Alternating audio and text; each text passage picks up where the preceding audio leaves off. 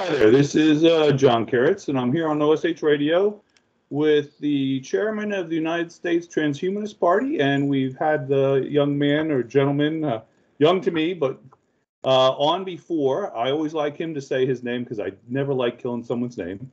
So if you're to introduce yourself and tell us a little bit more about yourself, and then we get started talking about things. All right. Thank you, John. It's an honor to be here again. My name is Gennady Stolyarov II, and as you mentioned, I'm the chairman of the U.S. Transhumanist Party. I have been the chairman since November of 2016, so a bit over 5 years now. And we strive to advance science, technology, and health within American politics. We strive to pursue radical life extension and attain it for ourselves, hopefully within our lifetimes, as well as our contemporaries. We strive for a society and culture that embrace reason, science, and secular values. And we also strive for the use of science, technology, and rational discourse to reduce and eliminate the existential risks facing the human species. So we are the party of techno-optimism. We are the people who seek to accelerate technological progress for the benefit of humankind. Yeah, thank you. Yeah, we had done 2 talks before, one before the election and one after. And now this is January 2022, and I thought it would be good to get you back and see what you thought of what has happened, and also see what your prediction and what things you're going to be working on going into the year 2022. Previously, we were talking about some of my concerns. You know, we're still going through COVID.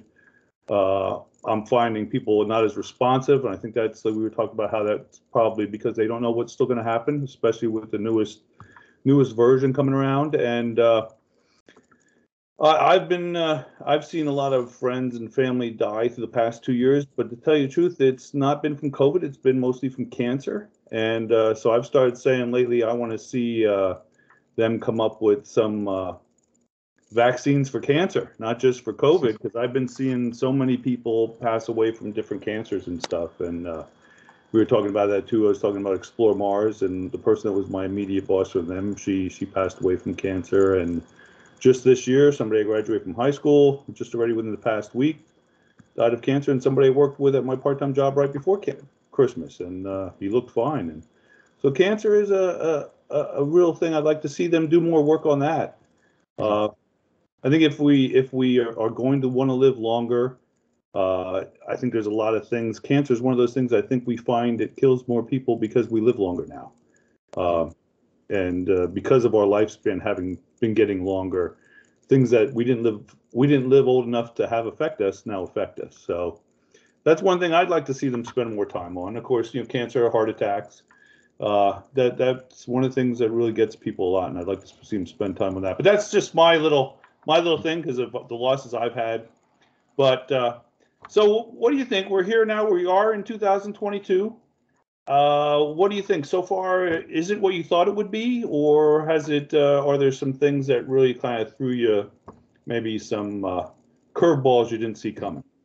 It definitely is not what I thought it would be, John. And first of all, I want to offer my condolences because cancer is a terrible killer, and I knew a few people who died of cancer over the past year as well. And it is always quite tragic. Cancer is one of those killers that, although it does tend to statistically affect more older people than younger people, it also can affect younger people. And that's also quite tragic. I believe that more of humanity's resources need to be devoted toward the fight against disease and death. And yes, not just COVID, other conditions as well. Unfortunately, during this pandemic, there's been so much focus on COVID that other terrible diseases, other killers have in some ways fallen by the wayside, or some people have not been able to access the medical system to the extent that they should have because of various disruptions. And that is also quite tragic. I think we need a mass mobilization of resources to create a lot more capacity in the medical system. And that's what the US Transhumanist Party has been advocating for: the mass construction of hospitals, the creation of emergency stockpiles of supplies, the training of new medical personnel so that we can deal with these kinds of conditions more effectively. And of course, the acceleration of medical research as well. But in regard to your question about 2021 and what my expectations were, to be honest, I expected that this pandemic would be over in 2021 because I thought the initial rollout of vaccinations finally in early 2021 would be the beginning of the end of the pandemic. So if enough of the population became fully vaccinated, then my hope was the novel coronavirus would die out. And this didn't happen because of the mutated variants, the Delta variant, and now the Omicron variant. And that has injected a lot of uncertainty into people's expectations of the future, as well as how people approach day-to-day life. Because for a few months after becoming fully vaccinated, my thinking was essentially, for me, the pandemic was just about over. And while I would wear masks in public places if required to do so, generally speaking, I was expecting to just go about living my life, resuming a lot of the pre-pandemic activities. And now we have a situation where we have a variant that can affect people who are fully vaccinated. And we are still better protected than those who are not. But that once again injects this significant risk calculus into one's daily decisions. So does one go to this event? How much time does one spend indoors? What sorts of protective equipment does one wear? And what will the future be like? What will it be like in a month from now? In some countries, there's a sharp drop-off in the Omicron COVID infections. In other countries, the curve of infections is rising very steeply, and time will tell how quickly that will subside. I just wish everyone the best in getting through this and in making sure that you stay safe and stay around to experience the future of humanity. I really think this time that we're living through right now is the make or break epoch of human history. That is, if we can get through this particular moment in history, this pandemic and the accompanying societal and political and economic disruptions in fairly good shape, and I can elaborate on what I mean by that, then the future is bright. But there have been eras in history when pandemics have resulted in dramatic declines in a society. For instance, the various plagues during the Roman Empire, the Antonine Plague in the 160s and the plague of Justinian in the 530s, led to prolonged periods of crisis and collapse. So I hope we don't get into that kind of downward spiral. But what do I mean by emerging in fairly good shape? What I mean is that our infrastructure, our technology, and our institutions will remain fairly intact, not unchanged, because we need to learn and adapt and become more robust and resilient, but essentially not collapsed either. So we don't want massive breakdowns in transportation or communication or food supply. We don't want riots in the streets, especially because we've seen a taste of how destructive those can be. And of course, we don't want masses of people perishing from disease either. We want life expectancy to go up again. And we've lost about 2 years of life expectancy as a result of this pandemic. So we need to quickly regain those. I hope this will happen. But it is only through the application of science and technology and better policies that encourage the deployment of medical technologies that we can get through this as a world.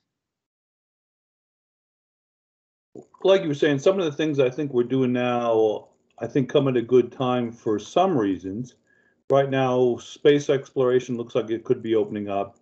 And I actually think the fact that we're used to communicating now, Skyping, Zooming, doing all this stuff remotely, is going to prepare man for when you're in space and the only way you contact other people is through this way, remotely through the computer.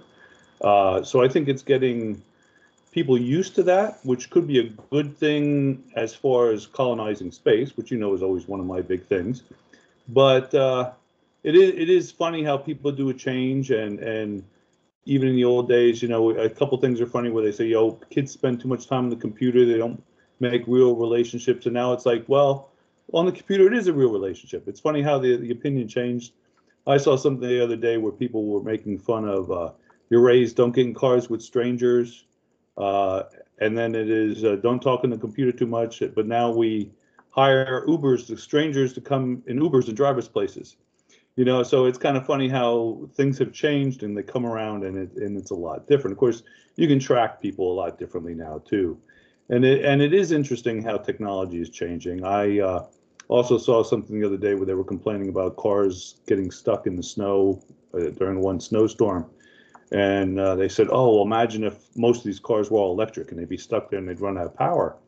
And I thought to myself, well, by the time all those cars are electric, all the maintenance vehicles that come out to help with cars, they're going to have batteries and storage units and jumpers. It's going to be a different time just because everybody has more cars. And I thought, well, I bet you when cars came out, everybody on their horse and buggies and their sleds with their horses were complaining about the cars running out of gas on the road and being in their way. So, the technology progresses, and sometimes man still complains. But I think there are some things that have come out of this that I think are going to be good for us moving ahead, but a lot of things that aren't, that worry me. I always, like with 9/11, I worry about when that happened, I worried about freedoms that people had that kind of got taken away. And then the younger people don't know, then they were freedoms they never knew about. To them, this is how the world was. And that to me sometimes worries me because, then you feel like you're getting old and you're going to say, oh, when I was this age. But you didn't have to worry about this or do this. And that I feel sorry for that. I mean, I feel sorry for how things change and people might not know about how things were. I like progress, but yet I also sometimes miss some of the other things too.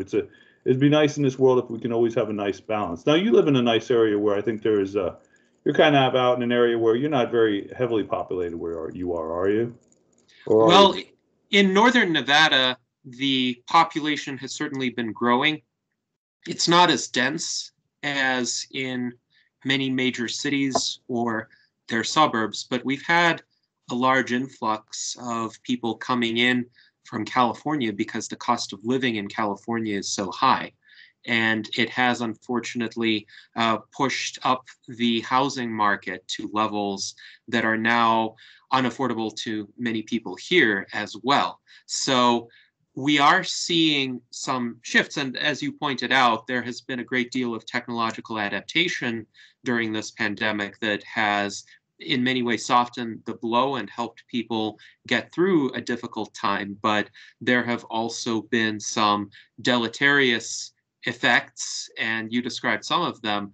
I would like to point out an excerpt from the Transhumanist Declaration, which states that although all progress is change, not all change is progress. So it takes wisdom and discernment to essentially distinguish between what changes do constitute progress. And generally speaking, technology offers people tools. And if used rationally, those tools can empower people. They can extend their opportunities, their ability to reach out to others and have meaningful conversations as we are having right now, and form connections that will help people later on overcome difficulties or expand their knowledge or expand what they're able to achieve. But on the other hand, there are some worrying phenomena as well. The rise of mass surveillance, for example, the rise of algorithmic censorship on social media, which I know you and I have both faced recently. And that would be a misuse of technology. That would be a lack of clear, rational thinking applied to that technology, because some people might think, oh, this social network is short-staffed, so why not use algorithms instead of people to police speech and, let's say, get rid of objectionable content under whatever criteria. The problem is, even if you have fairly decent criteria, like, for instance, no hate speech against people just based on circumstances that they have no control over, I think it's within the rights of a social network to institute that policy. But if you have an algorithm, that algorithm doesn't have the judgment, the discernment of a human being. So if a human being writes something that is satirical, for instance, and mocks the purveyors of hate speech, or if a human being perhaps just uses certain keywords inadvertently and the algorithm latches onto those keywords, then that person's post gets censored. That person might have some restrictions on their account. And often there's no due process. There's no opportunity for appeal. It makes me appreciate the American justice system when the government attempts to impose certain sanctions on people, because there, at least, there is a clear due process. People have rights if they're accused of something, or if the government wants to deprive them of something, there is at least a procedure, a way for them to know what they did wrong, a particular pathway where they can communicate with human beings, however convoluted that process might be at times, however expensive it might be at times. At least it's still due process.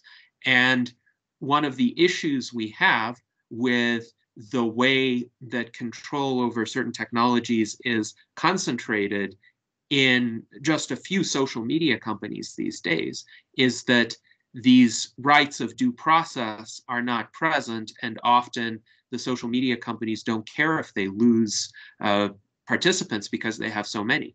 So I think we need to have a conversation as a society about the role of these social media organizations. And given that they provide a service which is essentially like a public square, where a lot of people go to exercise their rights of free speech, I think the standards that apply to them should be different from the standards that apply to a private publication like a blog or a smaller website where a community governs itself and has the right to establish its own rules.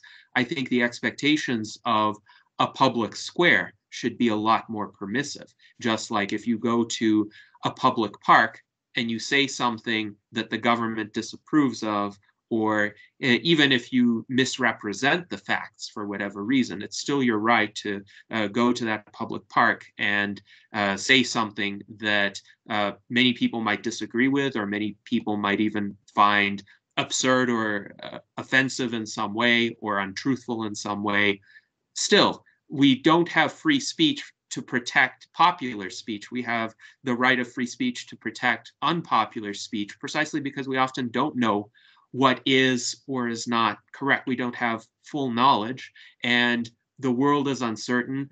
The facts around us evolve all the time, and we need a number of voices, a number of perspectives, so that we can continue to essentially process what's happening and consider the possibilities of what it could be. So I think the Transhumanist Party can take the lead in having these discussions, as we have during our virtual Enlightenment salons every Sunday at 1 p.m. Pacific time, 4 p.m. Eastern time. We bring the kinds of guests who offer these heterodox perspectives, so to speak, where they're not afraid sometimes to depart from the mainstream, but they always try to ground their perspectives in sound reasoning, science, logic, and hope for humanity. So I want those kinds of discussions to be more prevalent, and for us to find better platforms, better tools to have those discussions safely without fear of censorship. Yeah, all good points. Yeah, I feel that way too. It is, sometimes I think too, as far as opinions, sometimes it's good for people to hear different opinions.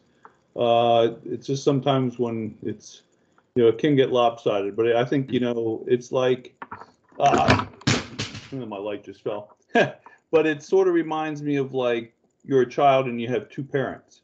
And I always think it's good when your parents are not totally on the same wavelength, because you as a child get to see different points of view, even within your home.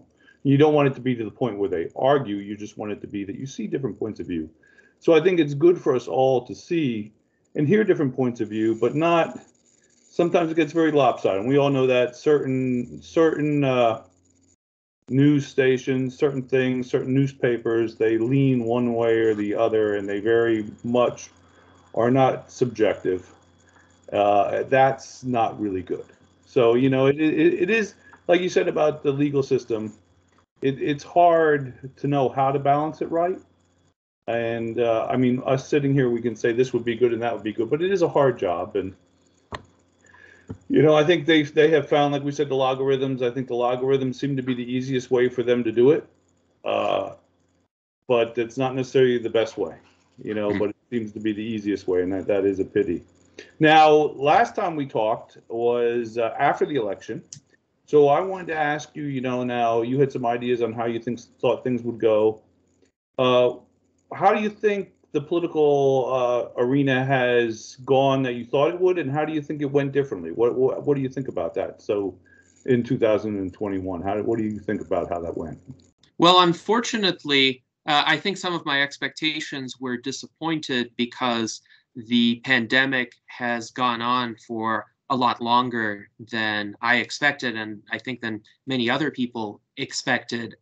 At the very least, I thought that by this time we would be in a kind of winding down phase of the pandemic. We would be in a kind of winding down phase of the pandemic, and unfortunately, we're still in an escalating phase. So what that means is that people are strained, and when they're strained, sometimes that gives rise to additional societal tensions as well. And so this dynamic of polarization that you mentioned, where there are various media outlets that seem to be essentially custom tailored to one side of the partisan divide or another, that dynamic has become exacerbated, where unfortunately more and more aspects of life are becoming politicized. So we have politicized stances on vaccines or masks now, which shouldn't be politicized at all. It should just be a matter of objectively evaluating the evidence and following the practices that tend to maximize the outcomes for protecting human lives and overcoming disease. But unfortunately, just like the choices of where one shops or what food one consumes or what clothing one wears have become politicized, so has this. And as I like to say, in the Transhumanist Party, we oppose politicizing science. We wish to scientize politics, so that instead of this tribal thinking of the right wing versus the left wing, or my side versus your side, we think about policies and what policies are best for maximizing human flourishing, overcoming the problems that are shared problems for us, just like this pandemic is a shared problem, and reaching a better era of humanity. But it seems to me that in 2021, because of all of these crises, not just the pandemic, but the political polarization, the inflation, the supply chain disruptions, the other health crises that seem to have affected people to a disproportionate extent, deaths from other diseases, as you mentioned, like cancer and heart disease, many people's attentions have essentially become compressed in a very short time span, because when people are dealing with emergencies, when they're dealing with crises, when they feel like the future is uncertain, unfortunately, they have less time to look further out. And that has exacerbated societal instability and tension. How do we get past that? It's very difficult in the short term because not everything is under one's control. I would just urge people to keep the bigger picture in mind. And again, keep in mind that this is a particularly challenging moment in history, but we have the ability, I think, and I hope, to get through it. And if we get through it to a time where the background of human day-to-day lives is more stable, more predictable from day to day, then we can focus more substantially on the innovations. And in the meantime, I think humans ought to start thinking more creatively about how to adjust to this world that we find ourselves in. I think a lot of the problems stem from people trying to adapt certain mindsets, like the partisan left versus right mindsets that predated the pandemic, but really break down in the course of this kind of disruption. So I think it's time for people to abandon those kinds of divisive old labels and start thinking of shared problems that we need to solve and shared opportunities that we need to take advantage of for the benefit of all of humanity. Yeah, through this all, talking about the left and the right and the polarization, I felt up to a number of years ago that the left and right really wasn't as left and right as it had been. I felt they were getting more into the gray with each other, but now it seems to have become very polar. And my question sometimes, I wonder if one of the sides would all of a sudden start agreeing with the other side. I feel like the other side would just switch to the other view on purpose, just to be confronted, to have that polarization, and because they want that. It seems like they want the friction. It doesn't seem like they really want to come to an understanding of each other. They want to be polar. And it's kind of interesting to me. That's just how I feel. I feel they want, they seem to be instigating it and perpetuating it and keeping it going. And it's a pity. But so now, talked about 21. Now we're going into 22. I've heard some predictions that Trump is going to be laying it on strong towards the end of 22. The predictions I hear for another election coming up. I've also heard that maybe he won't end up running after all this barking. And I don't know. Well, what are your thoughts on the future and how things might go in 2022? Well, in terms of American partisan politics, I think the Democrats are going to have a very difficult time in 2022 because they prevailed somewhat narrowly in 2020 based on the expectation that they would get this pandemic under control, that they would implement a course that is more grounded in science and will try to essentially heal the country. But because in many respects of various events outside of their control, they failed to do that, but they've also failed to do that because of a lack of imagination and because they actually ended up continuing many of Trump's policies. And one could very readily imagine an alternate universe in which Trump had won the 2020 elections and pursued many of the same policies, maybe not identical policies, but substantively quite similar policies as the Biden administration today, with similar results, except then the frustration would have been directed at the Republicans. So essentially, I think the electorate in 2022 is just going to be reacting against a deeply suboptimal status quo. And they're going to want change, whatever that change is. And unfortunately, in the American two-party system, that just means every time this happens, the two parties will flip-flop in power. but no substantive shifts in policy will occur. At least the shifts in policy are not so much dependent on the party in power, whether it's the Republican Party or the Democratic Party. Keep in mind, it was the administration of Donald Trump that initiated Operation Warp Speed to accelerate the development of the COVID-19 vaccines. And it was the Democrats in 2020 that tried to halt the approvals until after the election. And then the stances on vaccinations switched, like a 180-degree reversal on both of the political parties, exactly the kind of dynamic that you were discussing. If one party starts approaching the other will take an abrupt turn and start espousing dramatically different views than before. So those who value principles, those who value ideological consistency, are not going to find that in either the Democratic or the Republican parties. So what could be some of the determining factors of how the 2022 elections turn out? First of all, what will happen with the pandemic? If the situation improves dramatically, then I think that may enable some existing Democratic office holders to maintain office.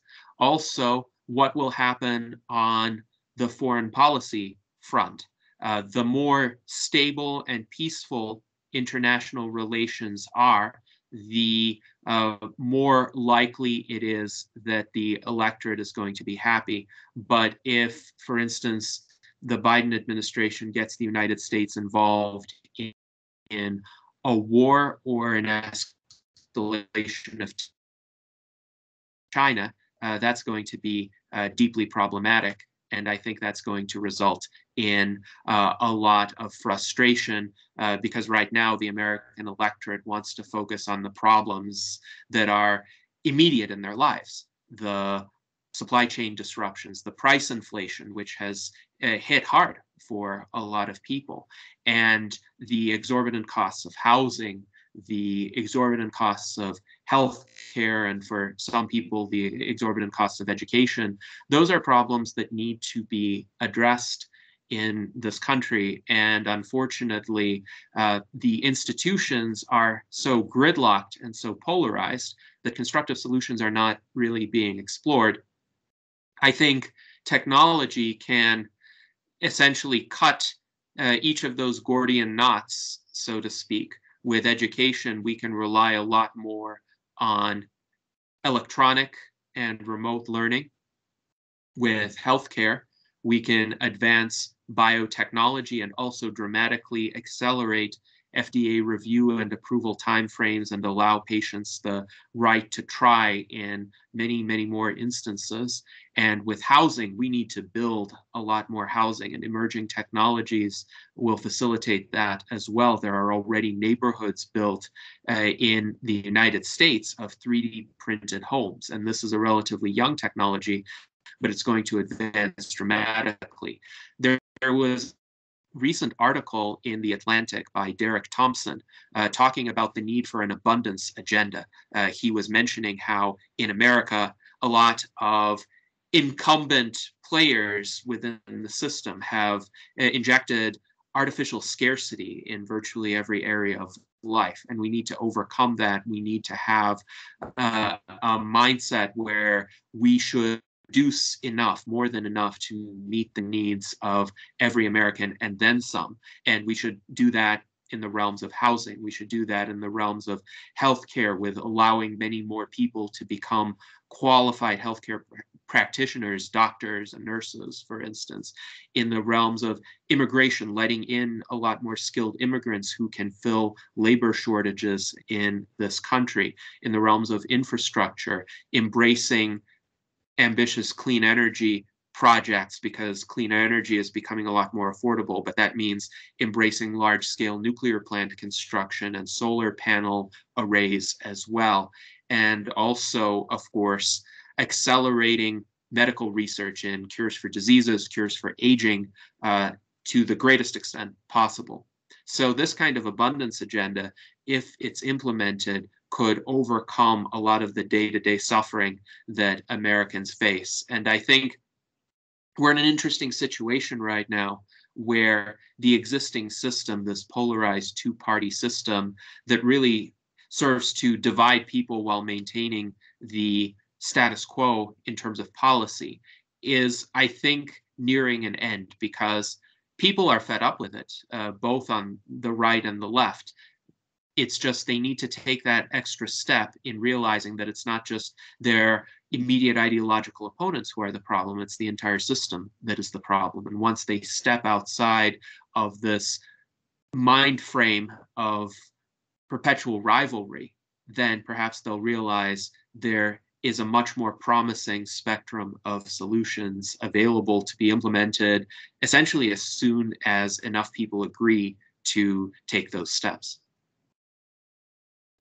Yeah, some good points. I know when I worked at the energy office, you talked about laborers and stuff, and there is an issue with that where, you know, even you talk about fuel and we don't have enough drivers, you don't have enough people, there's technology for solar and stuff, and new buildings of houses that they're more efficient, and you don't have the workers that are trained to do it or to do it. And some of it's just the way regulations have changed. People don't want to do it because they don't make as much money as they once did, and different issues. You know what I mean? Like truck drivers at one time used to be able to drive a lot more, and they're restricted in that, so they don't care as much because they don't make as much money because they can't drive all night or all day and stuff. So there's a lot of factors that go into it, but it's a pity because it does affect us moving ahead with things. Now we talked about politics and different things. Want to ask you now, as the chairman of the United States Transhumanist Party, if I could talk, what do you have going forward? What new things do you have planned for the coming year and for the future? What things do you have that you're working on to tell the people about? Well, we do have some ambitious plans for 2022. First of all, we're going to be continuing with our virtual enlightenment salons every week, every Sunday at 1 p.m. Pacific time. Those are great venues to bring in fascinating speakers and discuss ideas in a wide array of disciplines, and hopefully continue to coalesce our community of creative thinkers and innovators so that we can come up with solutions to many of the problems that we've discussed. And along these lines, we're also going to be expanding our website with the help of our Director of Publications, Zach Richardson. We have accelerated our publication schedule once again, so we hope to produce a lot more content, even as frequently as on a daily basis. We'll see if that will become a possibility. I'm also hoping to start building out the Transhuman Club, which is the affiliate organization to the U.S. Transhumanist Party, with the difference that it is not a political organization. So it can reach those segments of society that might not be immediately interested in politics, but they are interested in science and technology and how to apply emerging technologies for the benefit of their own lives, for extending the length of life as well as improving the quality of life. So the Transhuman Club hopefully is going to have an expanded online presence. It will be able to accept donations. It will be able to host events, local meetups, or presentations in particular areas where we have members.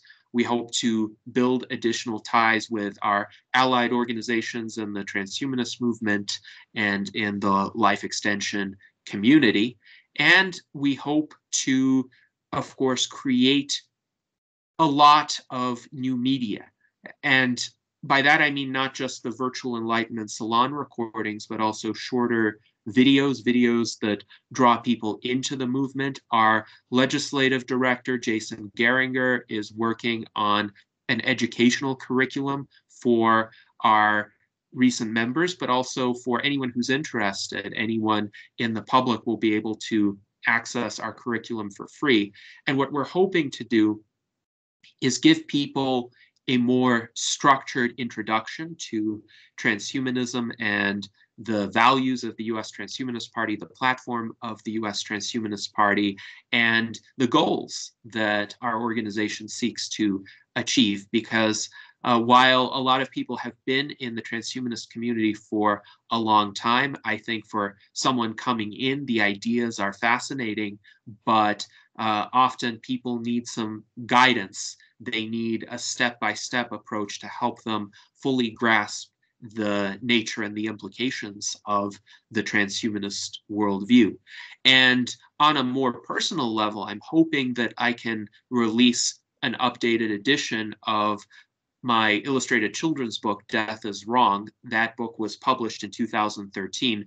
And so many developments have occurred in life extension research, in technological progress more generally, but also in terms of my activism, my involvement with the Transhumanist Party being the most prominent example of this. So all of these developments, I think, deserve to be mentioned in the book, and I'm going to hopefully crowdsource additional illustrations as well. So if you are an aspiring artist or an established artist and you want to collaborate with me on this project, please reach out to me, because I am thinking this second edition, well, it's actually going to be the third edition, because technically the one I released in late 2013 was the second edition, but this expanded edition is going to be significantly larger than the original, and I think it has the potential to reach many more people.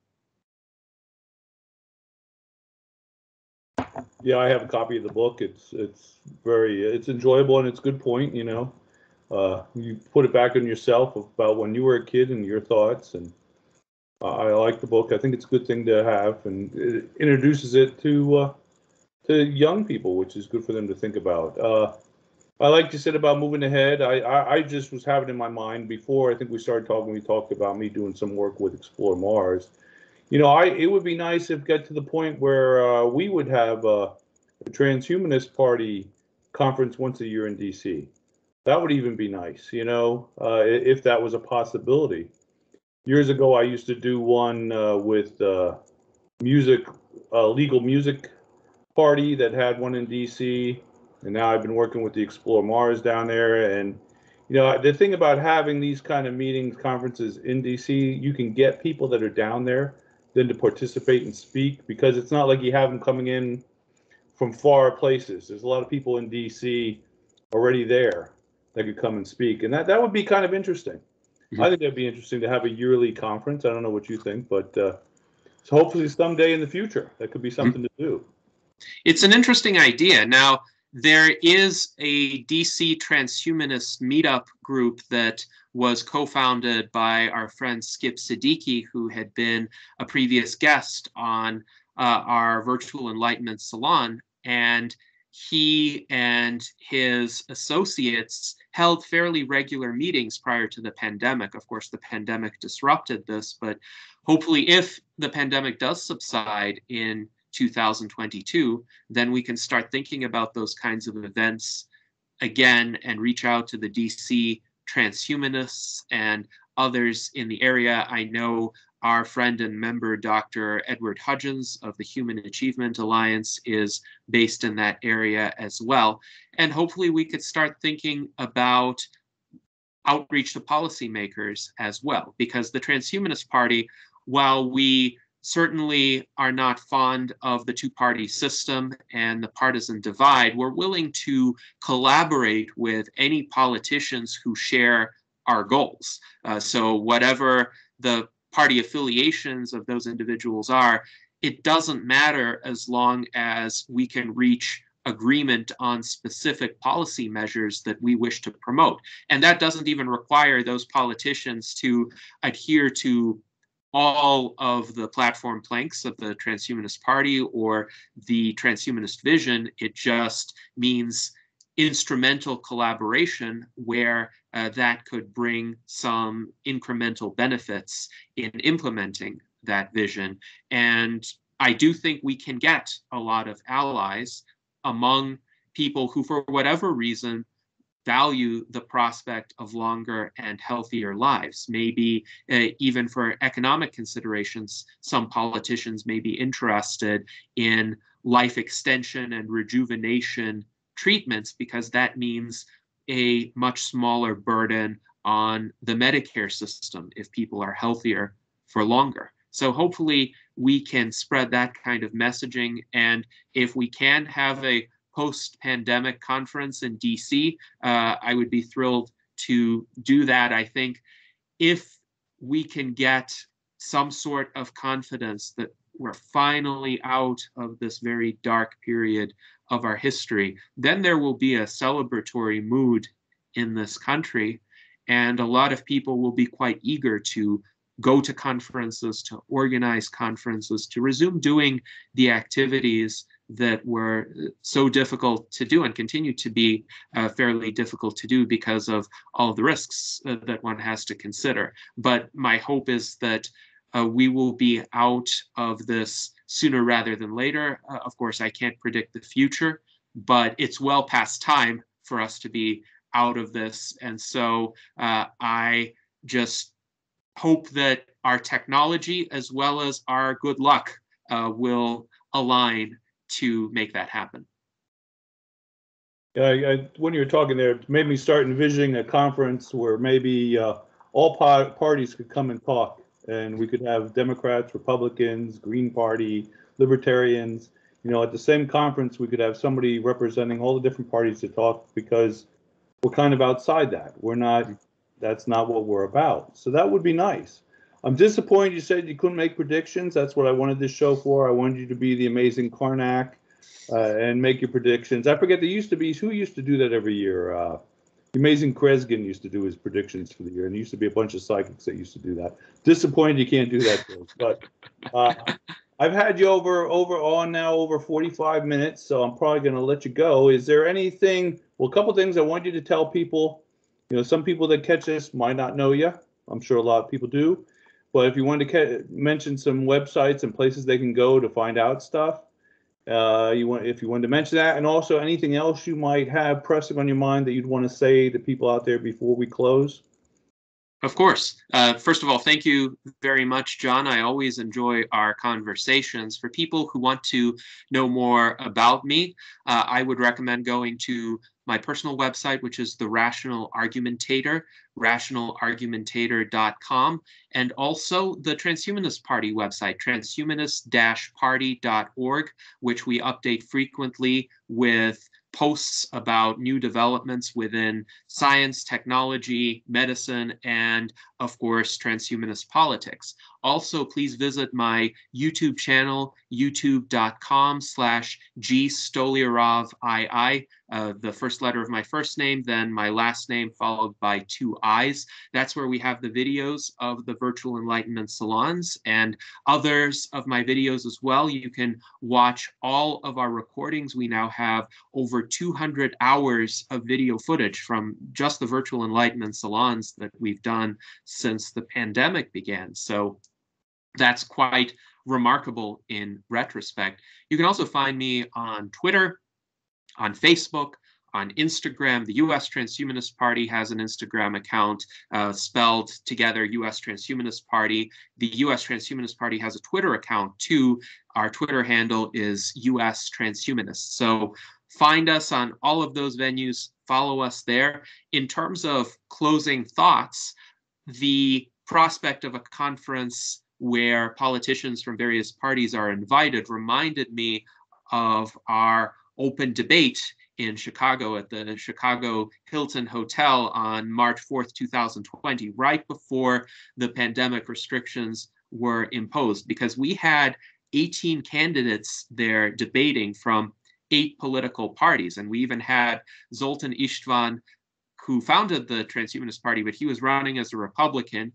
And we had a few politicians running as Democrats. Mosey Boyd, for example, was seeking the Democratic presidential nomination. And of course, we had libertarians, we had the Green Party, we had the Constitution Party, we had the American Solidarity Party. So we sought the representation of all political parties. And this was hosted by the Free and Equal Elections Foundation. I was pleased to have provided financial support for that debate. But what I was really hoping was for a civil discussion where people could present their perspectives on a variety of issues in a way that offered constructive alternatives to the duopoly's positions. And indeed, this was the most civil debate of the election season, I would say. If you contrast that with what happened between Donald Trump and Joe Biden later on in 2020, there's really no comparison, because I think Trump and Biden were closer to one another on many of the issues than a lot of the candidates we had debating in Chicago. But no candidate in the Chicago debate was unkind to any other candidate. They were all extremely respectful.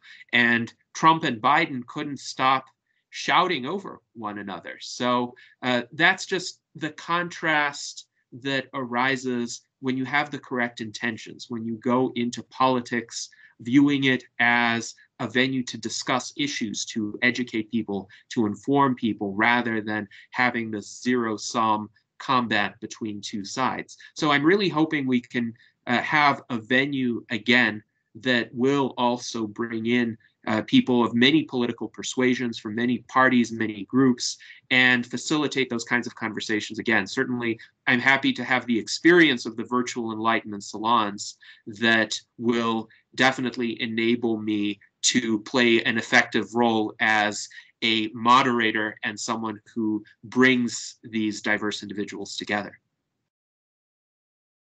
Yeah, I was there with you in Chicago, and that was a great event. I do think the virtual things are great and fantastic. I do think, though, that the in-person things, we need more of them again, because there's a different chemistry that happens with the in-person things, I think, that doesn't happen with the virtual stuff.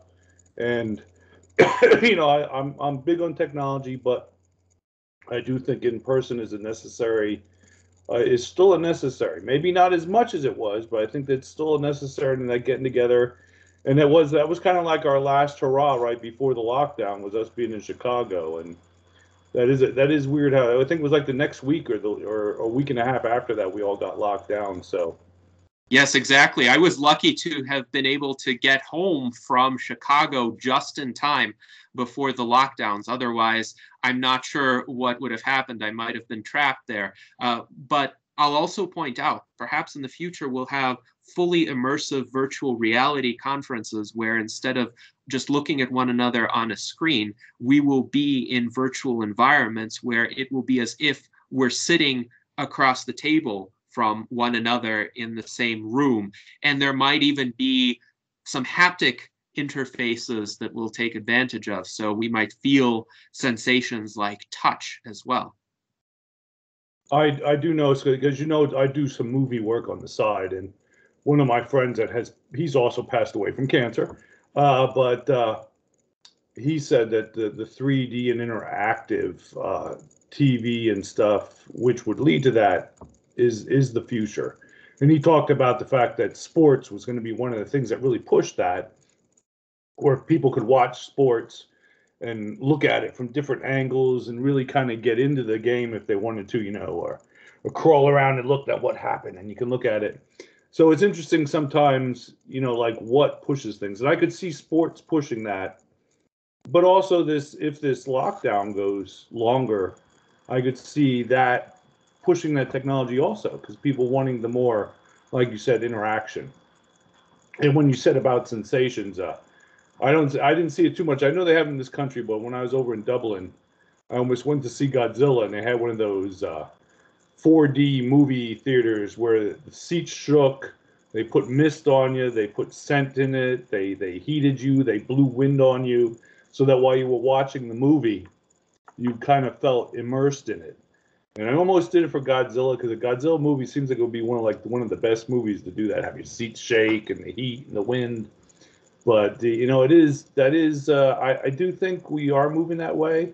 But I still think we need some of the personal things too. I don't know. Maybe it's just because I'm old, but I do think there's a different thing. I enjoyed talking to you this way, but meeting you in person was a great experience. And I know I had tried to reenact interviews in person before I got a little sicker again. I went out and interviewed Dave in person and Dan in person from the Transhumanist Party, and that was great. Our candidate in New Jersey there, I interviewed her in person the one time, and I was trying to get out and do that more. That gives you a little bit of a different take, and I think it's all good. I am glad. I do think though that the virtual enables us to be more flexible and to do more things. Like if I had to interview every time in person, it would get expensive for both of us. Yes, indeed. But hopefully we will get to meet in person not too long from now, maybe even this year. Well, next time I'm in Nevada, I have to visit you. Last time I went down into Phoenix, into Arizona, and visited Dave. Next time I have to visit you. So that's I thought about that last time, but yet you were kind of further away. I had my sister with me. I wanted to show her some things, and you were a little bit. It was closer to get to Dave with the way I wanted to go. But next time you're on the route. Next time. That's either a promise or a threat. I'm not sure which. Well, I look forward to it. Anytime you're in the vicinity, just let me know. Well, thanks again. We're going to have to do another one of these maybe mid to the end of the year. I think next time our topic should be about the upcoming elections as far as the next presidential election and what the Transhumanist Party is looking at doing. It really is not that far off yet. It'll be coming up on us soon. Sometimes I think my view of time is a little different because I'm older and time goes faster. I said that to someone, time seems to go faster to me. So people say, oh, well, that's months away. I said, well, months away, that's a blink of the eye, So we're already in 2022. Next election is 2024. This is the time to start looking at that, and we can start talking about that and what we're going to do. I know there's some different ideas of doing it different this time, and that I think will be a great topic for maybe our next talk. So, yes, indeed. Well, thanks again for being with me, and I look forward to again talking to you in the future, doing some other things with you. I know I'm not as active in the salons as I'd like to be, but my health has been bad, and some days is always a bad day for me. So I always love when you guys are going to have it on another night, and a couple times you were going to have it like on a Monday or Tuesday, and then something happened that it was canceled anyhow. I'm like, oh, I was all set to jump on, So, but all right, well, thank you again, and I'll put all your information down below, like they say. And have people check you out and check out the Transhumanist Party. And hopefully people that haven't seen any of this before, hopefully will be interested and become new members. Yes, indeed. Thank you, John. Live long and prosper.